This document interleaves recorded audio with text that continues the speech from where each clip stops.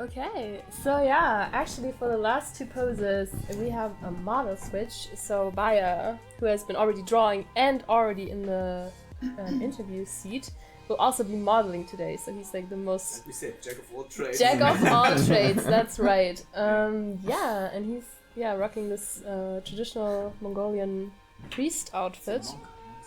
That's right. So Hannah is actually going to draw for us this time. The pose will be 15 minutes. And what prompt? I mean, we already kind of briefly talked about prompt, and Hannah was kind of liking a space idea. Yeah, I was thinking space monkeys for some strange reason. Don't ask why. Okay, yeah, space monk. That's space monk. Yeah, that's much better right? actually. Yeah, sounds like a Star Wars thing or something. Yeah, totally. So let's make it happen. Awesome. Okay, yeah. So Lucas, you're here with me now. Yeah. Thank you for drawing. Pleasure. I really like your drawing. Like, damn, thanks, that was hella sexy. Like a Terminator. Yeah, that was I've a never good seen model before. actually. I mean, so yeah. True that. But yeah. That just came out, you know. Very cool. Yeah. So yeah, I mean, I don't know that much about you, but I know that you've been just accepted to like the HTV. Yeah, I'm actually trying to follow Julian and Bayar's legacy of doing game design. Yeah, so he's gonna study game design in Berlin now. Starting when actually? I already started 2 weeks ago, and how's it going so far? Yeah, it's going really good, but the thing is, Corona kind of interrupts it a bit because we had a case, and so everything shuts down a bit. But I hope it will just take back, like we just keep on rolling with it, you know, and are actually present, you know, because I would really love to be around people that have the same kind of, just like here actually, right? Like I'm here because there's people like you, like Kevin Bayar, all these great people that are so into art and so much into what they're doing, that I just love being around you guys. Because totally, yeah. No, I'm not trying. But you know, I think that's super important actually, to have people around you that are like-minded and that strive to get better, and that's why I like to be here. But it's also very chill, you know? Like you never have the feeling of competition. Like it's a good, healthy competition, you know, and you show your images, and you get to learn something new every time. You know, with Lars tutor, totally valuable, I think, his lessons. I'm really happy for Sunday actually. Ooh, are you gonna come to Joan's workshop? I had to come. Awesome. I saw these pictures and I just said, hell yeah. Mind blowing, it's totally crazy. Yeah. That's so cool. Yeah, I think that's really a cool thing about Drink and Draw, that, like you said, there is no like competition, like elbowing around or something, but if you're interested in learning a new technique, you can always ask and approach the people and be like, hey, like, how did you do that? What's the secret? Yeah, that's what I like. You know, like everyone's super open and you can just go ahead and ask, and that's totally awesome. I really like that, because I think it was mentioned already before, like as an artist it's kind of tough to go from like the total bottom where you start to look up at all these people that are super good, and I feel like particularly now where I am right now, like this middle spot, you know, like I'm not super bad, but I'm not really good, you know. So it's kind of tough, you know. Like I feel I don't know really how to express it, but I mean, I feel you. I think I feel you, because for me it always feels like when you have reached a certain level, there are just so many possibilities you could go with the skills that you already have. But you also don't want to go back, you know. Like there's not like, okay, I'm trying acting now, or I'm trying something completely different, because you already invested so much time into it that you don't want to.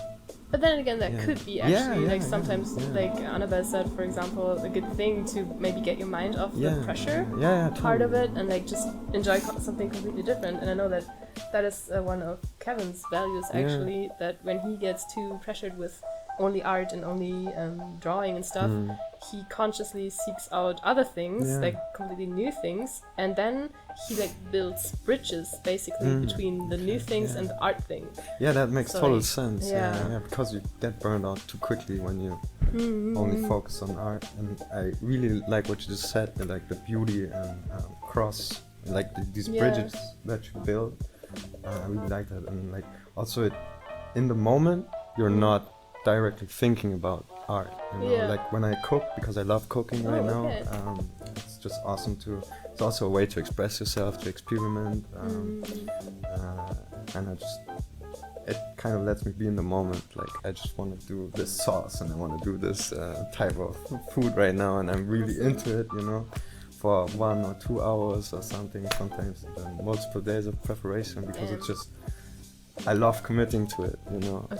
And, but there's not such a huge failure, you know. That's how I personally feel about art. It's like it hits me quite hard still when I fail at something, you know. Like I've always been bad at accepting failures. Yeah, I think so. Yeah. And that also kind of got me into a crisis for a year or so where I wasn't trying at all. Oh, okay. You were just like, I'm done. Over this. Yeah, and it just happens, you know. And I think it was addressed here already. Like sometimes you just struggle with yourself, you know.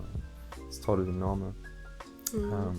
But yeah, I like that here in this round there were a lot of ways that were proposed to deal with it, cope with it. For sure, yeah. Very nice, yeah. I mean, there's no like kind of right path to go down to. You have to figure it out for yourself, and like we talked about before, you have to make your own mistakes and like run into your own walls and like get it, like, okay, people told me about this, but now I'm experiencing it myself. I just keep hitting the wall, you know? It's actually happening. But it's still, I feel like at least for me, it helps to know that you're not the only one. Because sometimes I feel like, especially like in your teenage years, at least I was that way. I always felt super dramatic. Like I was like, oh my god, I'm so misunderstood, and I'm like the only one but going I think that's through a this normal pain. That's a normal teen thing, right? That's a normal like, teen thing for sure. Yeah, you just tend to over dramatize stuff. Right. Yeah. But I think for me, it's like such a good feeling to know that I'm not the only one actually having these problems, and to like, I don't know, read books and the characters are like struggling with the same thing, and you're like, yes, thank you, I needed that. I needed to have that reassurance right now.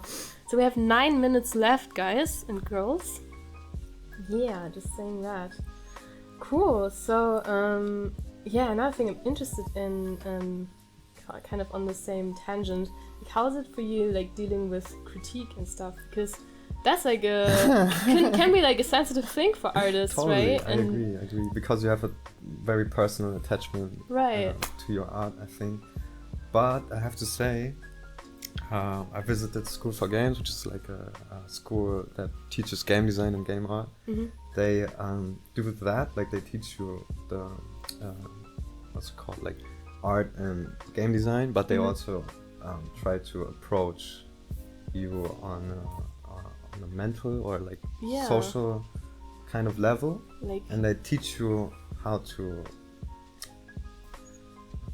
behave, like, how to and prepare like they change your mindset a bit, you know. And that was something very invaluable to me, because before I was a total dipshit, like I am still, but less so. And but I was this asshole that never could take critique, that was always hitting on people, like a total rude, stupid guy, you know. Like I don't know what went into me, but like I really think that was a turning point for me in that regard, you know. So what did they say? Were they like, okay guys, listen, if you want to be in the industry, a bit like that, you will have to scrap a lot of your ideas and get rid of all the like things you thought of, and just like put them into the trash and accept that this thing. And you were like, and slowly it comes to your consciousness, they are actually right, like this is beneficial. And I think it's not only beneficial in your job, but in your everyday life. For sure. Like just being able to talk with people on a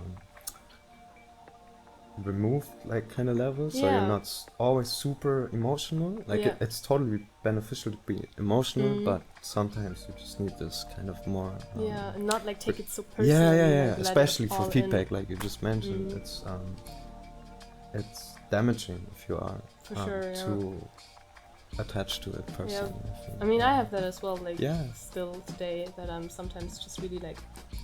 But is it yourself? Because I feel like a lot of it is also, we are hitting on ourselves a lot. Like, that's true. Surely it is emphasized by other people, but how often does it happen, you know? That people are really shitting on your stuff. You know?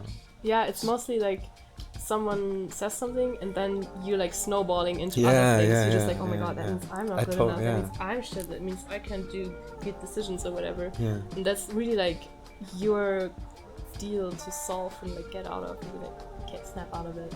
Actually, it's fine and it's gonna be fine. And, but it takes time, you know. Sure, it's totally fine. But yeah, that was something that I was approached there, and I think that was super helpful. You know, like it grew me as a person. Yeah. And like I think on the professional side, it was just me slacking. You know, like I didn't take it super serious at that time because I was still like 18 years old and just came out of Abitur. Yeah, like A levels. Yeah, A levels. Thank you. And so I was still like into drinking, smoking, and we just like vibing. Yeah, totally. And I think now I'm a bit more grown up, and so I think I can take this more seriously and move on to the next level. Awesome.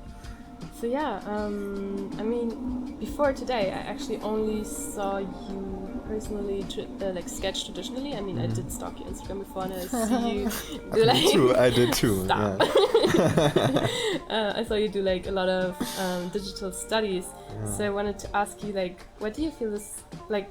First question is, what are you more comfortable with, traditional sketching or digital work? And then like. I don't know, what do you think is the connection? Like, can you connect the two, like the skill sets, or what's the difference for you? So I started traditional, I think like most of us that are in this kind of age. And then with 14 I started doing digital. And then I did only digital. But then I came here, and that was when I kind of had a revelation that traditional art is, I don't know, it just feels very good to me, like for me personally, and I think it also has huge impacts on your traditional work because you just approach stuff differently than you would in digital. So I think it's valuable to have both and kind of create a symbiosis. Right. Like a symbiotic relationship. That's it. That's exactly what I was going to say. Because I think it really benefits you to have this traditional aspect. I haven't quite figured out yet why exactly, like why I think so, but I kind of feel it in my guts. You know? Like, I still would like to figure out why exactly is it so beneficial. Yeah. But I think Lars can tell a lot more about that. Okay. Well, I mean, there's like the thing with like sketching from reference, sketching from life, like kind of translating the 3D world into the 2D instead of just 2D to 2D again and stuff like that. Maybe totally. Something along the lines. But I also have to say, with this new technology kind of coming up, I really had to get myself into 3D as well, and I really start enjoying it right now because it gives you a lot of creative freedom, you know, like if you've ever tried out Blender or stuff, like you can quickly get into it, and it gives you a whole bunch of opportunities to explore stuff. And I think that's kind of what I'm always looking for. It's like, how can I express myself in different mediums as well. Like I used to love to do graffiti. That was a huge thing for me, and like even painting and all this kind of stuff. I don't know, there's probably tons of more opportunities and mediums that you can get into, but I think each medium itself has a very valuable aspect that you don't get in other mediums. So really love trying out new stuff, even though it's, I think someone said it with the pencil and the like, you don't try painting when you feel bad. At first you're gonna suck. That's what I'm basically trying to say. When you try something new, so don't be disappointed if it doesn't work out straight away. You have to give yourself the time to like adjust to the new thing. But it's also like, that's the cool thing about trying something entirely new, that the learning curve is so much steeper again. Because you get, it's very rewarding. You get better so quickly, and especially if you have like background in other, I don't know, for example, design things, you're still can apply your design flow concepts into it, to the new medium. Totally. And I think that's also why right now, I'm really trying to learn these design core principles, you know, like composition, like design ideas, rules and shit, that kind of help you, because they go across every medium, you know. That's why I think they are so beneficial, and they can be applied to a lot of things, like characters, vehicles, everything, abstract art. So I think these, if you kind of learn these not rules but guidelines, like the basic like core these of, really, like if you condense it down to the most basic essence, like I think then that can be applied to everything else you do, and it's universally valuable to you. Like composition, for example. That's a very core thing. Photography and films and like art. And you can also learn it in all these different mediums, as long as you learn it, basically. I think. That makes so much sense. Well, so that's what I'm up to now. That's awesome. I really wish you the best of success and luck with your studies. I hope it's just going to be awesome, and I hope to see you a lot here and talk to you further. Yeah, totally. Because the time is already up again. Thank you so much for coming. It's probably the first time we were actually talking, and I really enjoyed it. Yeah, cool. It was nice. Thank you. I enjoyed it as well. Yeah, it's awesome. Awesome. Thank you, Bayar, as well. Thank you, Bayar, for modeling. And thank you, Hannah.